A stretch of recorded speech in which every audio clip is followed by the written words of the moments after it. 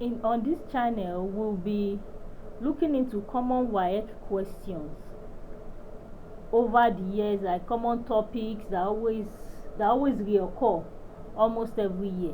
So today we are looking into pre-colonial system in Nigeria. We have these are the WAEC questions under pre-colonial system. This pre-colonial system, don't forget, is divided into three. We have the one for the Hausa, we have the one for the Igbo, and we have the one for the Yoruba. So the question is for the three pre-colonial systems.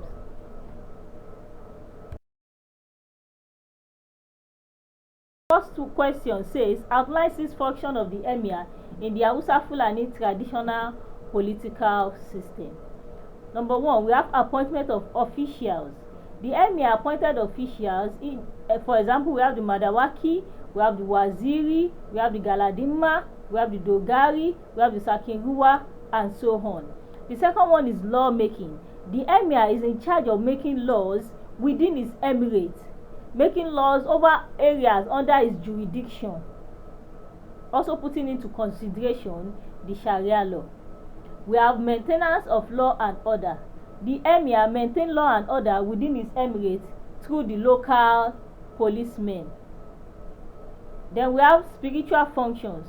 The emir performs spiritual functions as the spiritual leader of the emirate. He is also regarded as a religious leader.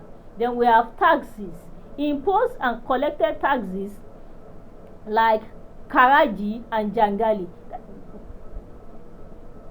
and so on. The Jangali is actually a tax imposed on cattle. Then we have defense of the emirate. He organizes people for the defense of the emirate through the Magdawaki, who is the head of the army. Then we have 7 ceremonial functions. He performs ceremonial functions like the Duba, or they call it the Dubaru in Hausa. The second question is, highlight 5 functions of the Hausa Fulani pre-colonial political system in Nigeria. We have centralization of authority and hierarchy in governance. Now, the emir, don't forget, while dealing with our Hausa pre-colonial systems, right, the emir was an absolute monarch. So the emir was the head of the government. He possesses executive, legislative, and judicial powers. All this was concentrated on the emir. He also appointed chiefs. Those are the officials that we mentioned, like Madawaki, Galadima, Waziri, Sakinruwa, Sakinpawa, and so on. Then we have payment of tribute to sustain administration. There were rates paid by the people for land, for properties, for cattle. These rates can also be regarded as this tribute can also be regarded as taxes. Then we have the size of the emirate was very large. Yes, the emir occupied a large expanse of land with many population. Then stratification. The Hausa Fulani society was segmented into upper class, middle class, and lower class, and the Talakawas. Those are the extremely poor. Then we have the army. Every emirate kept a standing army under the control of the Madawaki, who is regarded as the head of the army. Then we have the judiciary. The emirate judicial system was based on Sharia law, headed by the Alkali, and the emir's court was the highest court. And if we have any area that the Sharia law did not specify a particular judgment, then the emir is permitted to proclaim his own judgment on that particular case. Then we have succession. Succession to the throne was hereditary. Rulership was for life. Next point says theocracy. It was based on theocracy. That means it was based on Islamic religion. Last point, emirs were appointed to make laws where Islamic laws were silent. The emir has law-making functions. So wherever the Islamic law, which is the Sharia law, was silent, they make law regarding it. Then the next question, this question says, compare the judicial system of pre-colonial Hausa and Fulani society with that of the Igbo society. 1. The pre-colonial Igbo society was segmented and fragmented. It was segmented and fragmented in the sense that the Igbo society, it was based on small villages. It was not a large administration. Whereas for the Hausa Fulani, we told you that it was based on large expense of land, large population, and it is actually based on centralization of power. Don't forget, we said the emir has executive, judiciary, and legislative function. So all these functions was concentrated in one single authority called the emir. 2. The Hausa Fulani had all the organs of government concentrated in the central authority of the emir, and the Igbo society had no single central authority. Political power was decentralized. Yes, in the Hausa Fulani, we said the organs of government, they were concentrated. We said all powers was concentrated in the emir. Don't forget, we said the emir was an absolute monarch. Whereas in the Igbo society, there was no centralized authority. No single person that you can say is the head, the head of the administration. Each village has their own council of elders which governed it. So it was decentralized. Judicial power. Judicial power was with the emir and pre-colonial Hausa Fulani, while the Igbo has no such system. Now, judicial power was given to the emir, like we said. He judged cases based on the Sharia law. In places where the Sharia law is silent, he imposes his own judgment. Whereas in the Igbo system, there was nothing like that. Whenever there is a case to judge and it is beyond the head of each family, they take it to the council of elders. And if it was something the council of elders cannot handle, they'll take it to the village assembly. And don't forget, the council of elders consists of each head of the family, with the oldest person being the head of the council of elders. So that means everybody is involved in decision making. And even the village assembly now, that consists of all male adults in the village. So you can see there is no single authority that makes that judge cases or punish offenders. They all come together and decide what to do. The next point, there was no sole authority in administering judicial matter in Igbo land yet, while in Hausa Fulani, the alkali were trained judges, especially in religious matters. Then we have the Sharia. The Sharia was a body of Islamic law, and it governed the judicial matter in Hausa Fulani pre-colonial Nigeria. Why the Igbo system was not based on religion. Decisions were made by consensus, that is general agreement. Then the next point, in Igbo pre-colonial system, the age grade and other institutions played a major role in execution of policies and laws made by the Council of Elders. While the emir did the execution of laws and policies in Hausa Fulani system.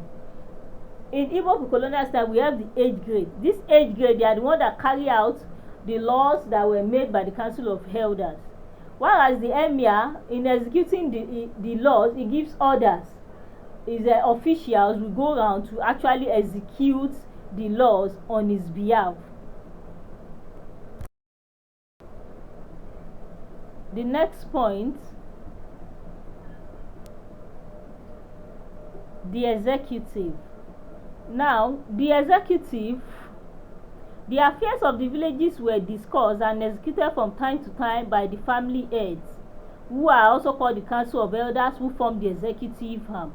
So in Igbo traditional society, the executive arm, that is the Council of Elders, and we say they are formed by each head of the family each head of the family comes together to form the Council of Elders. 2. The legislature. In Igbo pre-colonial society, the people in this society make law by themselves, and even the age grades can enact a law that will be accepted by the elders. Everybody has a say in the Igbo traditional society. That's why they said the Igbo pre-colonial traditional society was democratic in nature. The judiciary. The family heads championed the settlement of disputes between families. Serious cases were referred to the Council of Elders, presided over by the Okpara, and penalty were meted out to those who committed serious offence like murder, stealing. Like we said, every head of the family settle disputes between the families. In a case where they cannot undo it, maybe they have a serious case on hand, they refer it to the Council of Elders, and the Council of Elders melt out the necessary punishment. And then they have different form of punishment. It can be banishment from the village. Number 4, we have the Ozo title holders. Some wealthy and influential men took this title, which were very expensive. The title made the holders recognized in the society and could then preside over meetings on issues affecting the community with the elders. Yes, the Ozo title holders is given to the wealthy and influential men in the society, and this title makes them to become part of the Council of Elders. Yes, they can join the Council of Elders even though they may not be the head of the family, but as long as you are a title holder, you can join the Council of Elders in decision making. Number 5, consensus. Critical issues before the authority at the village assembly were reached by consensus. Consensus means they were reached by general agreement. Everybody has a say. Everybody has their own. They can give their own opinion about a particular issue and agree together. 6, Council of Elders. Another reason why the Igbo is considered to be a democratic society is because there was the existence of the Council of Elders, which is presided over by the eldest son in the village. Yes, we say this Council of Elders,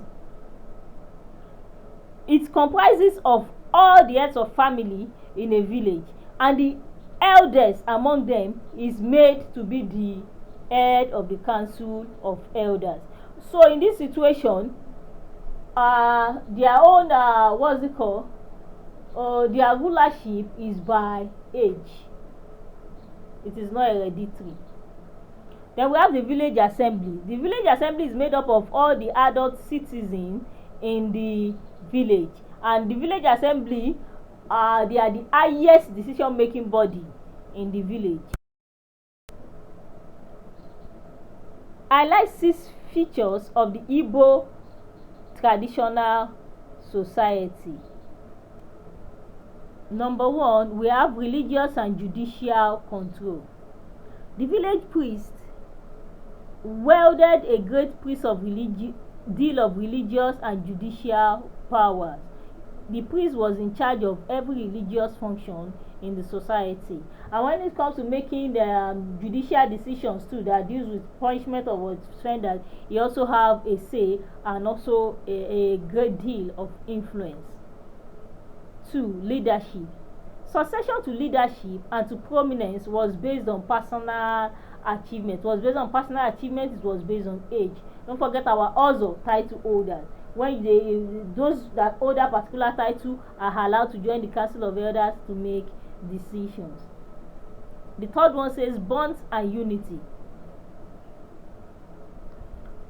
Deities are of political significance in providing bonds and unity.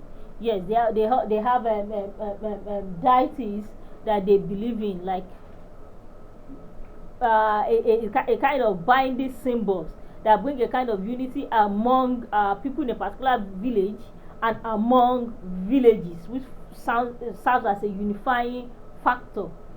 Then we have the market square.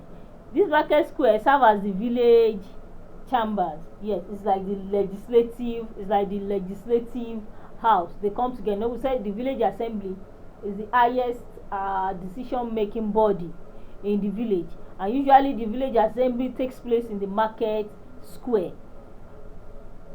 Number 5 now, socio-political group. The women, composed of the first daughter of each family, constitute a socio-political group. The Umu Ada, yes, all these ones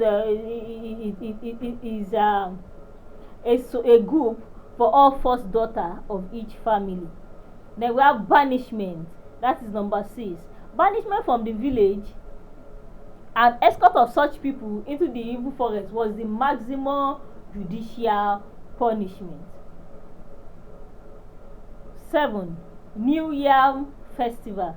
This was religiously marked, honored, and celebrated annually. The New Yam Festival is a very important festival in the Igbo land.